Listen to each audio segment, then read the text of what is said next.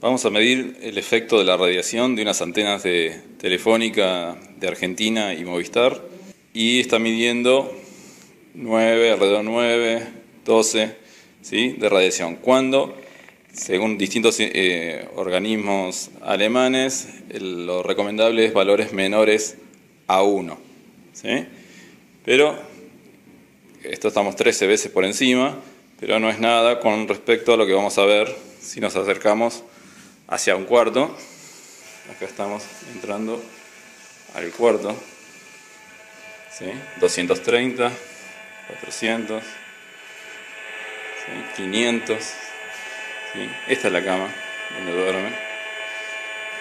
1300, 1300. Cuando vean un 1 a la izquierda significa que superó el máximo que puede medir este dispositivo, que es, ahí se indica la pantallita sobre el lado derecho, el botoncito es de 1999 microwatt por metro cuadrado, ¿sí? ¿Ven? ¿Qué tenemos aquí afuera? Las antenas de Telefónica y Movistar en el pulmón de la manzana. Esto es en Tres Arroyos, señores. Y en este lugar, como podemos ver, tenemos un valor de exposición exterior de 0.05 microvatios por metro cuadrado. Y vamos a demostrarlo haciendo una llamada telefónica desde este punto. Podemos notar en el medidor la actividad que tiene el teléfono móvil para establecer la señal de telefonía y comienza a realizar la llamada telefónica.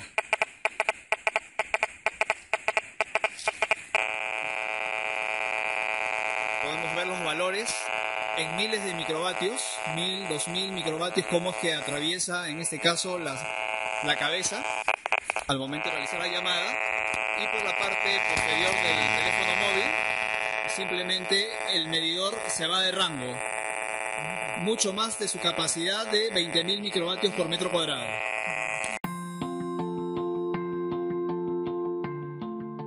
Pregnancy is a time of great excitement when women take a great deal of care about what they eat and what they do.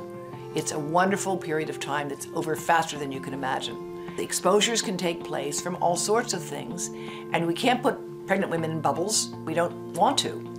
But we want to make sure that they make healthy babies when and if they choose to do so. Now, having worked at the National Academy of Sciences for 10 years and worked with some of the top scientists in the world, I thought there could be no problem with cell phones, because if there were, I would know about it and so would all my colleagues. Well, what I found out was that I was completely wrong. We worked on passive smoke. We worked on asbestos. And in each one of these things, what we saw was an epidemic in slow motion. We knew that tobacco caused cancer in the 1930s. We have known the dangers of asbestos also for more than 100 years. And yet the arguments went on and on and on. Show me the proof. When a baby's born, there are 100 billion neurons, or nerve cells, in the body. Many of them are competing for connections. All of those cells are bridging connections, even in the first few months of pregnancy. And disruption of those earliest signals can have serious implications for later life. Nerve cell connections that shouldn't be there may stay. Nerve cell signals may be disrupted. The wrong signal may get sent to the wrong neuron. And as a result, there may be permanent changes in how the wiring of our brain is left. You've got cordless phones, you've got cell phones, you've got tablets, you have Wi-Fi monitors, and you may have baby monitors. And all of them are emitting wireless radiation. And the total effect of all of these things is something that we have never examined. The fetus is perhaps the most vulnerable to these types of insults. When the brain is just forming, we are perhaps at our most vulnerable stage. So this is a study that really looked at only the effect of prenatal exposure to cell phone radiation. What effect does having a cell phone near your baby when you're pregnant have on that baby later on in life when that baby's grown up? We tested these mice when they reached adulthood and looked at the lasting effect of that early prenatal cell phone exposure. The mice who were exposed to cell phones were more hyperactive. They were running around the cage a lot more aggressively. They had poorer memory. They couldn't remember objects in the cage as well as their counterparts who weren't exposed to the cell phone radiation. But they did not have any increased anxiety, as sometimes running around can be a sign of anxiety. It was not that. They were calm and relaxed. So they were running around these cages, bouncing off the walls, not a care in the world. Something that, in our eyes, resembles attention deficit hyperactivity disorder in children. That was the closest model we can think of to the behavioral effects that we saw in the mice. When I first saw Hugh Taylor's study, I was thrilled and really deeply concerned, because I was aware of research earlier looking at what happens inside the brain. And if you look at something called the dentate gyrus, which occurs here and is quite critical to where brain cells form for thinking and learning, you can see that prenatally exposed rats develop smaller brains with more brain damage. We have some human evidence now where a few studies have followed women with exposures to electromagnetic fields, and they have seen that their children who were exposed to more electromagnetic radiation tend to have more learning disabilities and more problems in school. Mothers who spent a lot of time on the cell phone, carried a cell phone with them during their pregnancies, had a higher risk of having children with behavioral problems.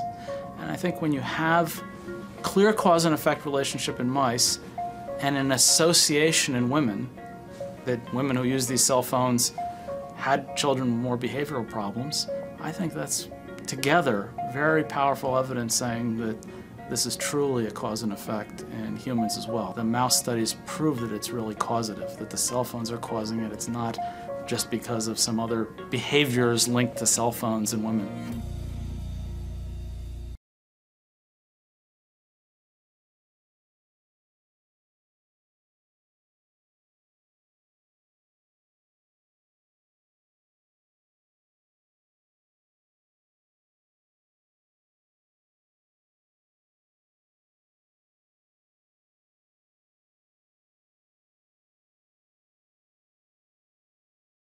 If somebody lives near a cell tower, there is a constant radio frequency signal that's coming out of that.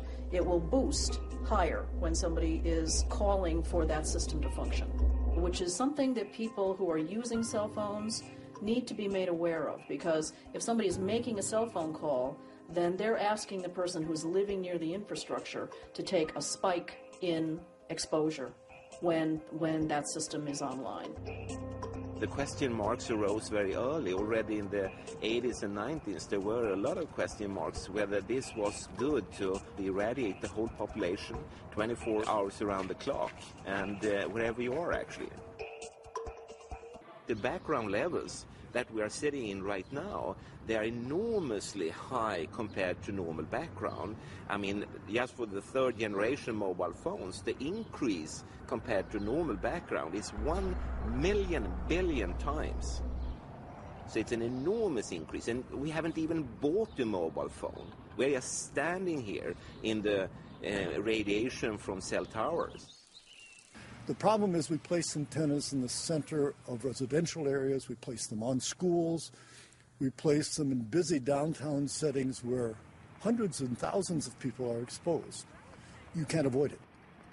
You are basically not safe anywhere. And soon there is no controlled population left because everybody's reached by the waves.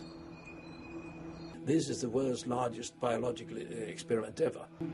We know from a variety of studies of animals, of cellular systems, that there are biological effects from this non-ionizing radiation that are mediated by a variety of different mechanisms. There are probably about 13 studies that have found DNA breaks, both double and single-strand DNA breaks, with cell phone frequencies. Double-strand DNA breaks are thought not to repair themselves, and that can lead to genetic mutations. A lot of people presume that if something is in our presence, that someone somewhere determined that it was safe. People are making presumptions of safety that really shouldn't be made.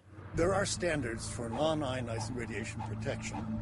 They are set on the basis of the assumption that there's no adverse health effect to humans unless the radiation is sufficient to cause tissue heating.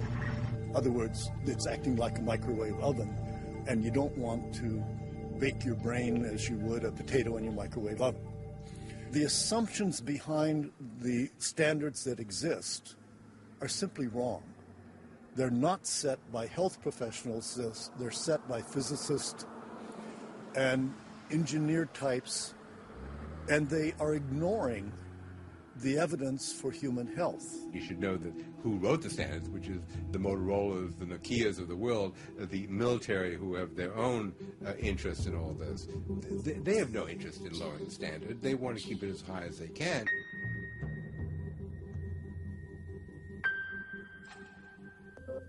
As we get more information, we find that our standards are too lax. And not having a standard that is protective of human health provides no motivation for the cell phone companies to find ways of allowing us to use wireless communication, but to use it safely. In many cases, we find that the technical people can find ways of utilizing the technology with less exposure if they have a motivation to do so. But with money, not health, being the prime motivator, antennas continue to go up.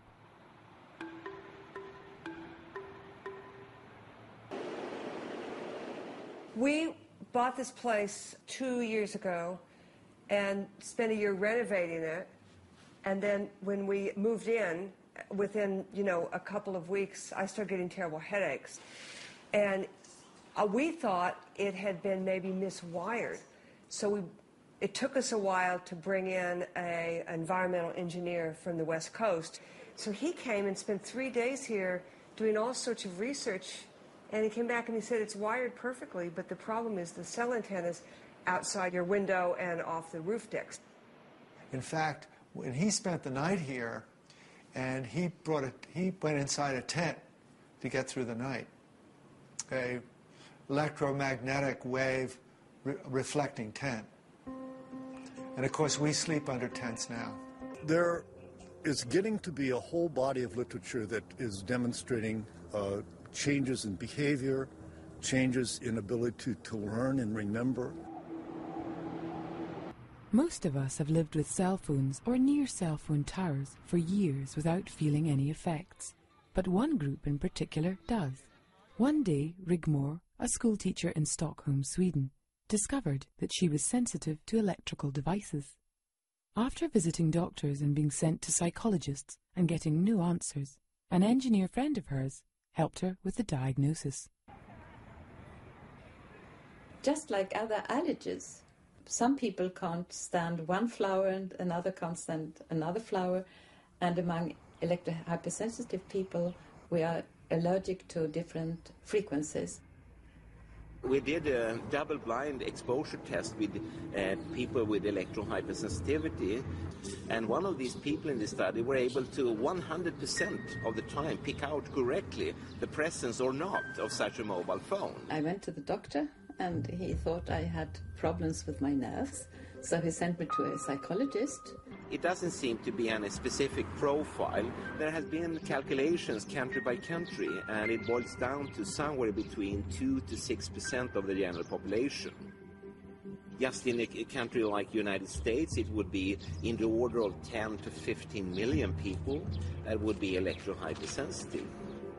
One of the big issues is the degree to which that radiation penetrates into our body.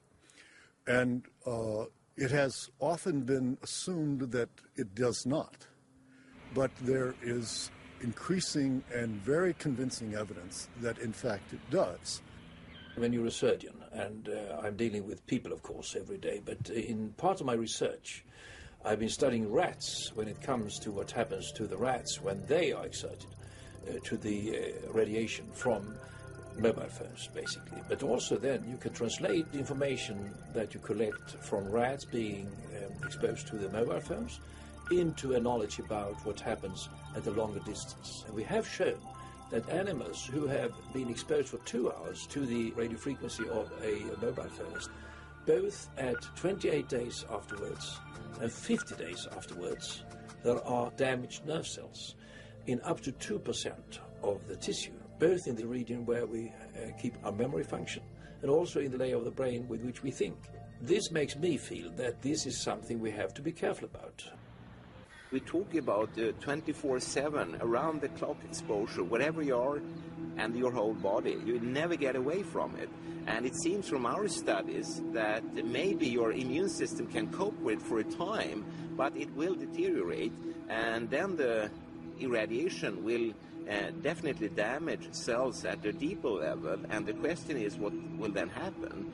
And for us, the big question marks are effects, for instance, on the immune system, on the DNA, on the short-term memory, concentration capacity, sleep quality, fertility, etc.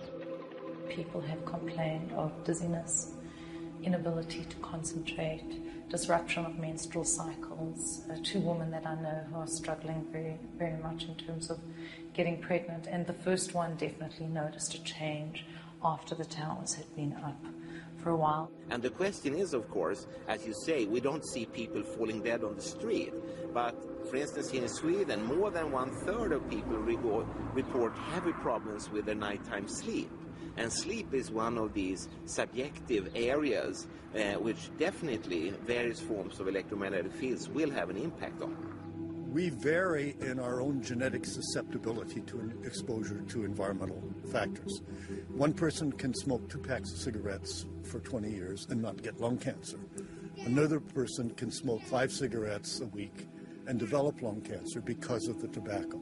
So it isn't just a matter of exposure, it's a matter of individual sensitivity.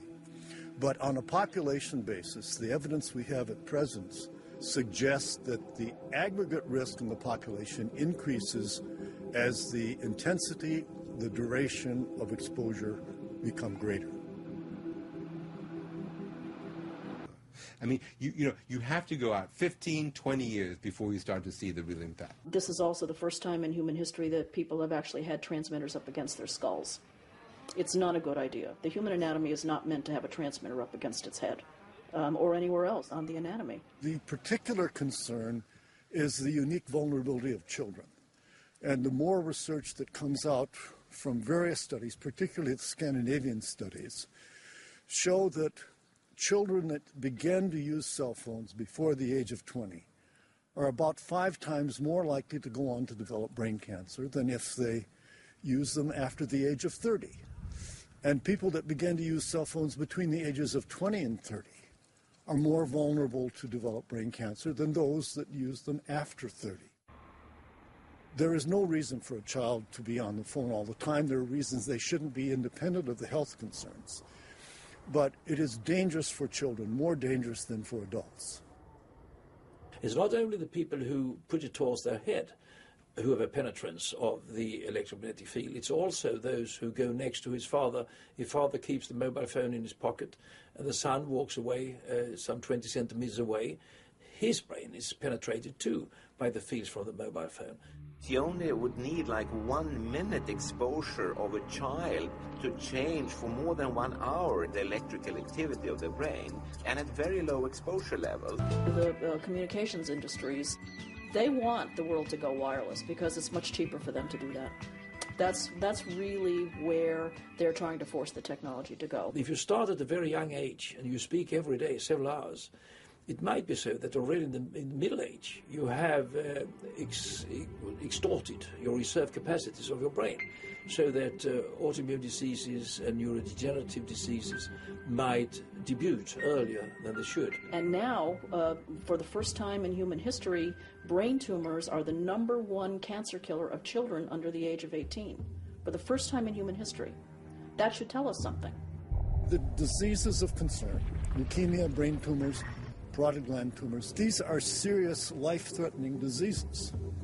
And if they increase in the population, particularly if they increase from childhood exposure or young adult exposure, These are very debilitating. They're going to increase years of life lost in young people, not just in elderly. We have the outrageous situation where our U.S. Congress passed a law several years ago that prohibits communities from objecting to the placement of a cell phone tower on the basis of concerns for health. It was 1996 when the Congress of the United States, responding to industry requests, set up a plan to have a nationwide cell transmission system. The Congress assigned to the Federal Communications Commission the responsibility for licensing telecom companies and for trying to keep obstacles out of the way. And so Congress passed a provision that preempts all state and local government and said that if the FCC set up safety regulations, that would govern and nobody else could interfere with it. That was a very sensible thing at the time because it really started the race to get the telecom system operating nationwide. The problem is that it became rigid and began to have adverse consequences. Companies essentially bought and paid Congress for the votes to pass this act, which they believed had absolute preemption over local zoning and planning regulations, taking local control of the placement of towers out of the hands of the people who are going to live right next to them. But again, the question is, where's the proof? Do you have to die of cancer first? Money involved. For the U.S. government in licensing these microwave spectra, there's a lot of money for the telecommunications companies who every day receive your payment for your cell phone. And that's ongoing revenues. The telecom companies have to get their foot in the door in a small community to put up a cell tower. The lure to get the small community to put up that cell tower is an ongoing revenue from a contract for leasing that space. $2,000, $3,000, $5,000, it's not out of the question to get that every month. What town or what church, what person with property isn't going to take up that offer?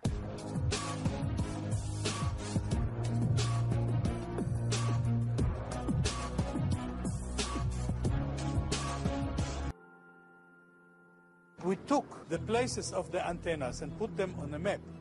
And we took all the cases of cancer in last 7 years and put them also on a map. And we got a thrilling picture of cases of cancer near the antennas. And when you see that cancer cases are just near the antennas, you can see the association. In my judgment, we are sitting on a ticking bomb. And we're not doing what we should do to advise people on ways that they can reduce their exposure, to tell them that they should reduce their exposure, that they should just be aware of this threat.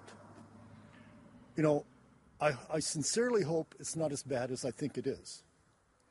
But my job as a public health official is to do what I can to prevent disease, not wait till people develop their brain tumor and then find ways of treating it. And I think that the evidence at present calls for an active, urgent message to the public, to the politicians, to the companies, that we must find ways of reducing exposure to radio frequency. Well, to begin with, it worries me that these authorities do not worry, because in English you say, follow the money, and if you go to this special area, there are a number of players that have abandoned ship. Already 10, 15 years ago, people, for instance, in the manufacturers industry, the operators, the insurance companies said, no, we will not take any responsibility for health effects of electromagnetic fields. All the responsibility and liability to the society, to governments and parliaments. And if I was the Prime Minister, I would be very worried that they have jumped overboard, and since then a lot of other players have left the ship too. For instance, radiation protection authorities in many countries who talk about that it's safe, but for safety reasons maybe you shouldn't use it so much, and you should keep it away from your body, you should use hands-free devices and so on. And for me that's very odd. Either a thing is safe or it's not. And they are telling you that they are withdrawing. And also the World Health Organization has cancer classified these electromagnetic fields from all these gadgets, both the power frequent magnetic fields, which is a long name for household electricity, and also radio frequent fields, including microwaves that are used for telecommunication. And they wouldn't do that if it was safe. And according to the information I have, this is due to the fact that they don't want to end up in a court of law. And therefore they say this can be potentially carcinogenic, and it leaves to the consumer to decide whether they should expose themselves and their families or not. And for me as a scientist, it's very odd, like in Sweden where I come from, parents are forced to put their children into schools that are wireless, and they're exposed to something that the World Health Organization in Geneva has cancer classified. And parents still have to put their kids there, you know. When I started, most of your viewers and readers, they were not even born. That's 30, 35 years ago. And at that time already there was a lot of evidence pointing to that these type of artificial, modern, man-made electromagnetic fields do harm molecules, cells, tissues, organs, animals, plants, bacteria, etc. And since then, there's been an avalanche, a flood of new publications. The only thing you really can say is that if you measure in a room like this, I would guess in the order of 70 to 80% of all the energies here are from wireless telecommunication. So it's a major new source. And also the exposure levels compared to natural background are just astronomical. The increases are in the order of quintillion times and more, and that's a 1 with 18 zeros after, so it's biblical increases. And from a scientific point of view, it would be very odd if not living cells would react to such an enormous increase in exposure. And as I said, if you go to the scientific literature, you will drown. There are so many papers clearly pointing to that this is hazardous. Again, doing that all these operators, manufacturers, insurance companies, radiation protection authorities, World Health Organization has abandoned ship. They are gone. And from a legal point of view, we are naked. And we must hope that our countries will take care of us. And as you know, in the industry, it's often that the profit goes to their shareholders, but the costs goes to parliaments, governments, taxpayers, and citizens, you know. And you know, microwaves, they are in a special frequency domain between 300 megahertz to 300 gigahertz. So that's the definition, and there you would find a lot of radio, television, all mobile telephony, tablets, that kind of things, you know. Well, I mean, I don't have to say that, because the European Union Parliament, September 4, 2008, said that the guidelines that we use are completely obsolete and do not protect the public. So I don't have to say anything really. They have already said it. And they base their conclusion on a very big report called the Bioinitiative report. And it summarized approximately 2,000 scientific references and in 600 pages. And it was launched August 31st, the year before, 2007. And we are counting on 25,000 papers or more And that has never, ever happened in science, that so many papers are wrong at the same time. So I think we must live with the assumption that here are forces let loose that we cannot control as it is now. It is harming our bodies, our cells, our molecules. And among these damages, the most scary one is definitely that they are genotoxic, that they harm our DNA molecules, which are the basis for the genome and all our future generations, and can also explain why, for instance, we see an association with cancers and different diseases, fertility decreases, etc. And also, should we say, soft effects in the sense that they don't kill you, but you get headaches, you can changes of the heart rate and the frequencies and the output levels of the heart, and you can also see changes on the EEG. You have a decreased learning capacity, a decreased concentration capacity, a decreased short-term memory capacity, etc. Things, at least for school children, ought to be the opposite, you know. So maybe we are dumbing kids down. And you know, Sweden, it's probably the most computerized school system in the world, and still in the recent PISA tests, where they have checked for learning abilities, Swedish kids have plummeted. They are going bad in math understanding, in reading capacity, and funny enough, also in IT knowledge, information system knowledge, in computer handling and so on. They're getting dumber. As I said before, it would be easy to introduce the wired, shielded system without any such background radiation at all, and it wouldn't change anything. We would still have the same games and internet pictures and whatever people are looking at, you know, it would be exactly the same, you know. To begin with, before we talk about symptoms, we can talk about their organs. Okay. The most common organ to react first is their skin. Okay. And when it was personal computers with computer screens, it was often the face, the neck, and parts of their thorax. And also their hands and arms to some degree. You were the scientist who named the screen dermatitis. Yeah, exactly, yeah.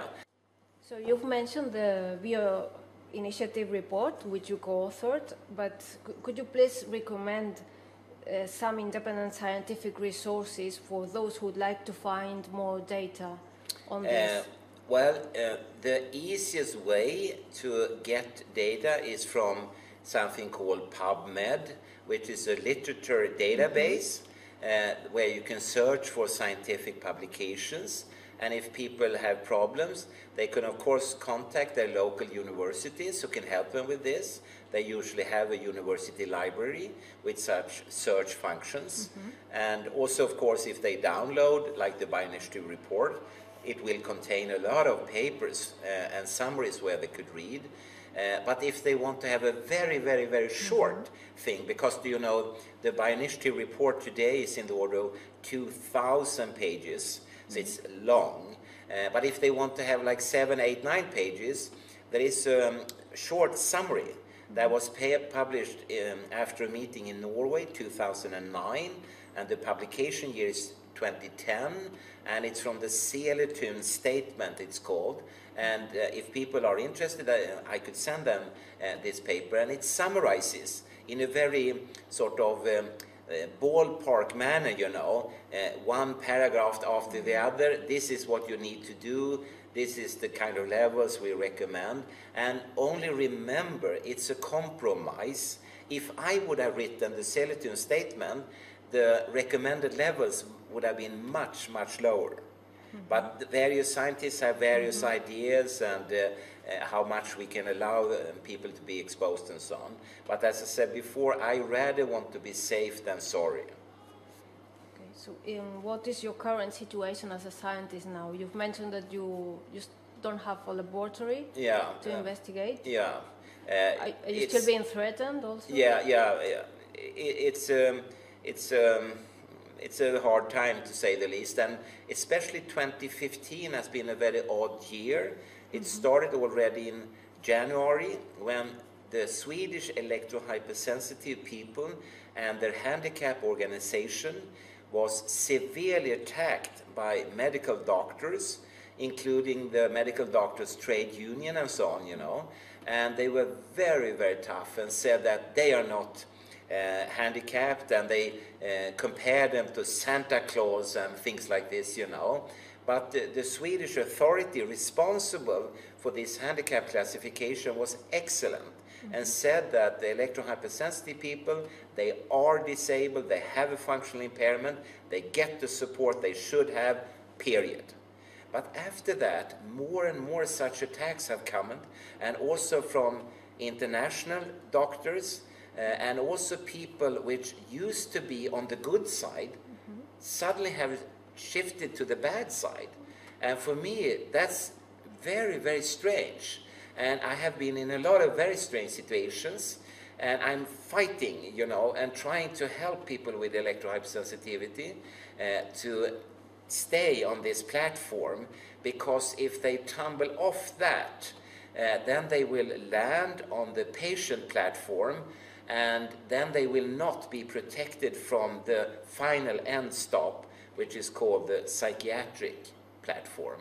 And then they will be just regarded as lunatics, and they will be sent to different psychiatric treatments. I would hate that to happen. But, well, there are very, very strong forces in play, and I'm trying my best, but I cannot do very much. I have to be honest on that, you know. Okay, so here's another one, and this has to do with genotoxic effects. We know that these fields are genotoxic. We know they damage the DNA to cells. We know from what I just discussed before that there's substantial impact on the germline cells. And so if you impact the germline cells, what's going to happen? Well, you're going to have lots of mutations passed on in the next generation, or not passed on because it kills them basically. And so there have been 3 studies done on germline mutations following microwave EMF exposure. They all show increases. It's been estimated that all we have to do is increase our mutation frequency by about 2.5 to 3 times what has been the normal level to make us go extinct. Live blood analysis and electrosmog. We can learn much by looking at our blood under a microscope. This short video shows a macrophage, which is like a vacuum cleaner, engulfing bacteria among red blood cells. I decided to find out what my blood looked like. I pricked my finger, placed a drop of blood on a slide, and looked at it under the microscope. This is what I saw. The cells are round, some are separate, and a few are sticking together. Overall, fairly healthy looking blood. This testing was done in a clean electromagnetic environment, and I did not eat or drink before or during testing. I then worked on a computer for 70 minutes and looked at my blood again. This time, the cells are sticking together like stacked coins. This is called rouleau formation. Later that day, I used a cordless phone for 10 minutes and looked at my blood again. And this is what I saw. Very unhealthy looking blood. There are virtually no single cells. Most of the cells are now in rouleau formation.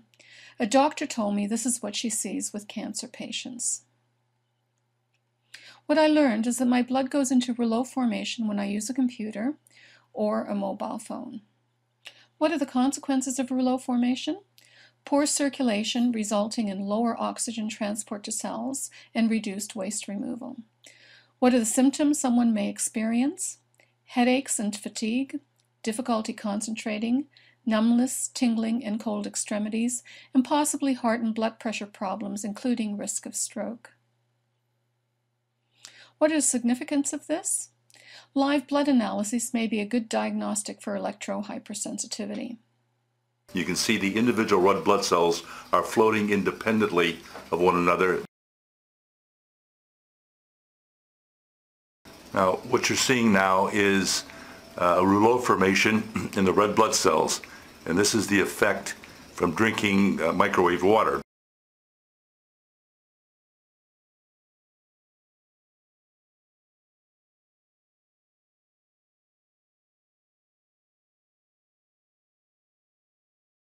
I'd like to thank you for the invitation. I always welcome a chance to speak about the research. It's an area that needs a lot more publicity, and it needs a lot more understanding about how it pervades our lives. What effect are they having on us and on our health? And there have been many studies, and I quote here one by Hardell, where he finds that if people have been using cell phones for 10 years, there's a 10-year latency period, there's an increased odds ratio. That is, it's almost 3 times as much likelihood of developing glioma, and the same whether you've got a mobile phone or a cordless phone. There was a subpopulation of people who started using the cell phone before they were 20 years old, and if they have used it since they've used it for 10 years since they were younger than 20, the odds ratio more or less doubles. So if you're younger, not only do you have the prospect of being exposed more over a period of time, but the changes that occur in your brain apparently are much more harmful for to your health. Now, I quoted the Hardell study. If you divide the studies up into 2 categories, those that were funded by industry and those that were not funded by industry, but by independent agencies or some other way, then you find there's a clear difference in the way in which the results come out. Stuff that is funded, research that is funded by industry, tends to find no effect. 2/3 of the results are that way. There's a book that's come out recently by David Michaels called Doubt is Their Product: How Industry's Assault on Science Threatens Your Health. And it's written by someone who worked in the US government and saw how the US government was manipulated, the various agencies of the government, the various appointments from people from industry that came into government, that somehow they were able to stop the government from regulating things that were definitely dangerous. Antennas that are broadcasting FM and TV and the UHF. This was a study that was done by Neil Cherry, published online. And what he has here is a plot of cancers that develop in children as a function of distance from the antenna. And this is given in terms of risk ratio. It falls off. The risk falls off the further you get away from the antenna, which is what you would expect. But bear in mind that when you're about here, you're about 2 miles from the antenna at a distance 3 kilometers. The risk is still 5. You know, it's 5 times likely to get a cancer of some kind. And the power density, which is another aspect of the study, was 1 microwatt per centimeter squared.